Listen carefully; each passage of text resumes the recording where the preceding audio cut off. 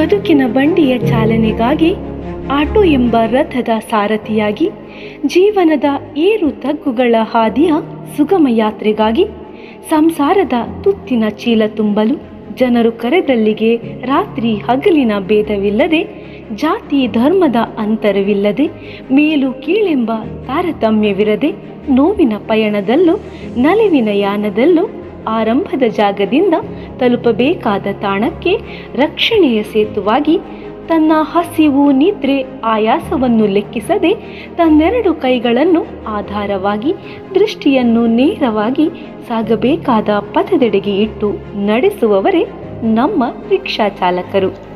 ಓಯ್ ಆಟೋ ಎಂಬ ತಾತ್ಸರದ ಕರೆಗೂ ಬೇಸರಿಸದೆ, ಎಲ್ಲಿಗೆ ಅಣ್ಣ, ಎಲ್ಲಿಗೆ ಅಕ್ಕ ಎಂಬ ಗೌರವದ ನುಡಿಯೊಂದಿಗೆ ನಮ್ಮ ಅವಸರಕ್ಕೆ ವೇಗದ ಚಾಲಕನಾಗಿ, ಕಾಯುವ ಸಂದರ್ಭದಲ್ಲಿ ತಾಳ್ಮೆಯ ಪ್ರತಿರೂಪವಾಗಿ, ರಸ್ತೆ ಬದಿಯಲ್ಲಿ ಬಿದ್ದವರಿಗೆ ಹೆಗಲಾಗಿ, ಬಸುರಿಯ ನೋವಿಗೆ ಮಮ್ಮುಲ್ಲ ಮರುಗಿ, ಪ್ರಯಾಣಿಕರೇ ದೇವರೆಂಬ ಭಾವ ಹೊಂದಿದವರು ನಮ್ಮ ಆಟೋ ಚಾಲಕರು.